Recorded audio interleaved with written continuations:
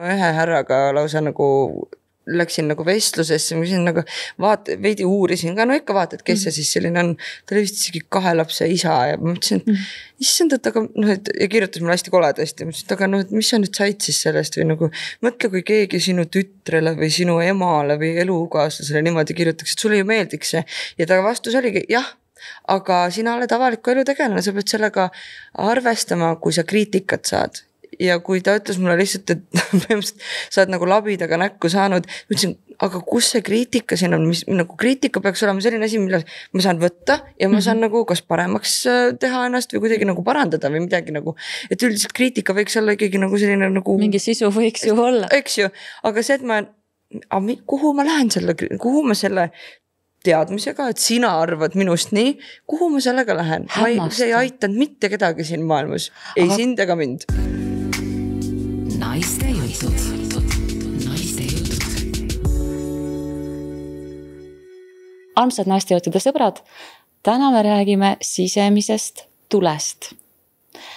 Ja mina olen Kristiina Roodus ja mul on külas inimene, kes seda teemat ülihästi tunneb. Ja kui te siiani arvasite, et kõige ägedam Saaremaa päritolu tšikk on Kristinka, sest ma olen muidu Saaremaalt, siis täna selgub, et see pole nii, sest kõige ägedam on hoopis minu kõrval. Tere tulemast, Kristel Aaslaid. Tere, ma ei teadnudki, kuidas ma ei teadnud, et sa ka kaassaarlane oled? Kaassaarlane, vaata, ma olen pool. Ema on mul saarlane, isa on mereröövel. No okei, see on 10 000 korda ägedam kui see, kui mina. Mulle isa sõidab lihtsalt kala, või noh. Kõige ametlikult naiste jutudel on see õigus tiitlid anda. Kõige ägedama saarlase tiitel on antud pidulikult Kristel Aaslaid sulle. Aitäh, ma tahaks tänada oma ema ja isa ja kogu oma suguvõsa. Ja kogu ülejäänud saade on see kõne. Just, ja kogu ülejäänud Saaremaad, et ma olen pärit nii ägedast kohast. Ja vastavalt teemale on siis ka häälestunud sinu stilistika ehk siis see sisemise põlemise müts. Just, ma täna mõtlesin pikalt ja laialt, mida siis ikkagi kanda ja noh, sulle ütleme siin ikkagi ei saa sulle väga vastu, et alati veetlev, alati naiselik, alati kaunis, ma ei tea. No siis ma mõtlesin, et ainus millega ma saan tüüal väike käremüts. No võtta. Aga hakkame arutama kohe sisemine tuli, mis see sinu jaoks on? Ma arvan, et sisemine tuli minu enda jaoks on see mingi seletamatu miski, mis on hommikul, kui sa ärkad, on siuke, no nii, lähme, sõidame. Et ma ei tea, võib-olla viimasel ajal on seda natukene, võib-olla on natuke seda põlemist liiga palju olnud, et natukene see gaas hakkab otsa saama, aga ma tunnen, et see on see mingi selline asi, mis hoiab sind töös, hoiab sind sihil, et kui see sisemine põlemine toimib, võtta ongi, tulel on ju vaja, eks ju, hapnikku, ta ei saa põleda lihtsalt niisama.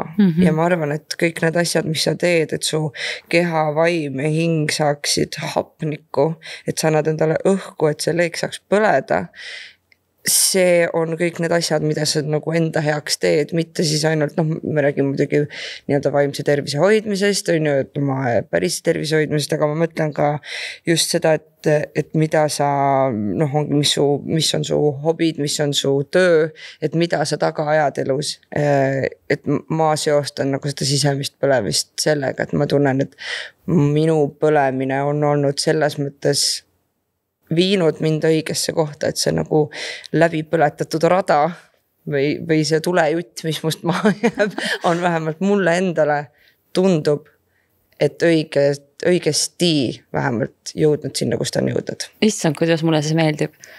Vaata, milline tulejutt sust maha jääb. Ja ikkagi üldiselt, kui inimene läheb oma südame kutse järgi, siis võiks ju tulejutt maha jääda, aga see halb ei ole.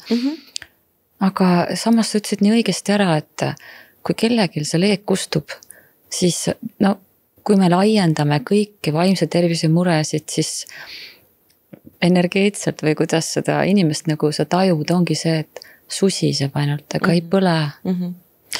Ja tegelikult on, ma arvan, iga inimene enda puhul saab seda väga kiiresti aru, et noh, ma öelks, toss on väljas, on ju. Issand, kui head on eesti keele väljendid. Toss on väljas. Toss on väljas, sest sisemine leek hakkab kustuma või on kustunud. Et tegelikult sa saad ju aru, et nagu selline järjepidev, ütleme jah, et vaata, kui meil sisemisest põlemist räägime, et tegelikult ongi, et nagu ei saa, mis on siis elu mõlemalt poolt põletada või mis see ütlus on, eks ju, et sa tegelikult peab selle leegiga ka, nagu iga leegiga peab oskama ikkagi ümber käia, et ei tohi, eks ju, liiga intensiivselt, ma arvan, ei tohi teha, sest et ma tunnen küll, et mul on olnud periood elus, kus oli vaja kõike korraga teha, et nagu sa saad jõuad, kuni järsku on see, et nüüd ma enam üldse ei jõua, et käsi ei tõuse ja tahaks lihtsalt magada ja tahaks ennast nagu kokku lappida, sellepärast et natukene tuli läks liiga intensiivsest ja ma ise sulasin ära selle käigus ja ongi toss on väljas. Aga hullem on seda, et siis kui sa ise nagu sellele jälile saad, siis sa saad nagu kuidagi kiiremini ennast jälle kokku koguda, aga hullem on seda võib-olla kellegi teise peal näha ja kuidas sa teed endale selgeks, et kuule, et nii, et sa pead natuke rahunema, sest et sa ise oled nii sõiduvees ja sa näed, et ta on sõiduvees, aga sa näed, et natukene liiga nagu kiiruga põletad, et võtta nagu rahulikumalt ja kui see toss lõpuks väljas on, et kuidas ma nüüd aitan seda olukorda, et kuidas me selle leegimisus nüüd tagasi üles sütitame ja siis enda leeki samal ajal nagu hoides. Et see selline üksteise sisemiste leekide ja leekide nagu tähelepanemine, hoidmine, enda oma hoidmine, see on siuke paras pauk, ütleme, või nagu paras siuke pähkel, millega otsas jarada või mida jarada. Ma just mõtlesin seda, et üks hästi ilus mõte, mis ma kuulsin, on see, et ega liiga palju teooria põhjal võib-olla saagi, aga empaatia põhjal saab, sest süda on see tuline südamik meil, vaata nii nagu maakeral on see vulkaaniline hunnik, magmaad seal all. Ja see ju teab, see saab ju aru ju. Et lihtsalt nagu võtad korra maha, hingad välja, siis tegelikult tajud üsna hästi ei pea üldse nagu olema. Aga mulle meeldis see, et kui keegi hakkab kustuma, siis teda saab aidata see, kellel tuli põleb, sest kui need kaks mingisugust susinat kahekesi üksteist nühivad, nad võivad juba hästi üksteisest aru saada. Ei tule sealt kahjuks midagi. Jaa, aga mõnikord üks lemmiktrikk, mida kunagi noorena ma mäletan internetis nägin ja siis on seda lahe teha, kui küünla ära kustutad leigi on ju ja siis see toss niimoodi tõuseb ülesse ja siis võtad näiteks tiku või mingi teise tuleallika, teise väikse leegi ja siis paned selle tossu hästi kiiresti peale seda on see võimalik teha, kuniks niimoodi just öelda, et sa näed nagu siukene nagu joonek või nagu selline nagu niidike tuleks sealt välja, nii kaua kuni see ei katke, sa saad selle sealt kõrgelt panna põlema ja ta paneb küünla uuesti põlema. Välja tulnud tossu pidi süttib uuesti. Nii kaua kuni ta ei katke ja siis sul on mingi siuke paar sekundit on aega umbes, oleneb kui suur see küünlaleek oli, on niimoodi, kuni ta niimoodi tõuseb ja siis sa paned selle enda sealt ülevalt ja siis ta mööda seda tossu või nagu ongi siis tossu nire läheb uuesti paneb. Ehk siis osad kuulad, kes ei ole nüüd sellised loomingulised visualistid, nagu me siin Kristeliga 2 Saaremaa hullu.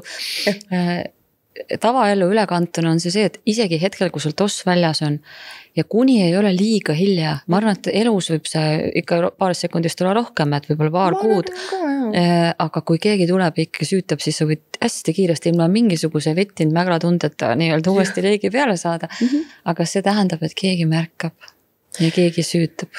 Ja, see on nii oluline, et me märkaks enda ümber inimesi, sest et juba kui see nagu, sest see on ütleme isetu asi, märgata lihtsalt enda ümber teisi. Ja kui sa tunned, et nagu natuke tahaks ikkagi isekas olla, siis märka kas või sellepärast, et üks päev sul võib ise vaja minna, et keegi märkaks sind. Et selline, ma arvan, üha rohkem on läinud sellisesse, et mis on ühtepidi ka tore, on selline mina-kultus on hästi nagu suur, et on nagu ainult mina ja maailm, mis on väga tore. On ikka tore või? Selles suhtes, et sa peadki, eks ju, ei saa elada ainult, eks ju, teistele, sa pead ikkagi nagu, kui sina ise oled korras, siis sa korras inimesed peegeldavad ka nagu headust ja head energiat ja positiivsust tegelikult ka välja, eks ju.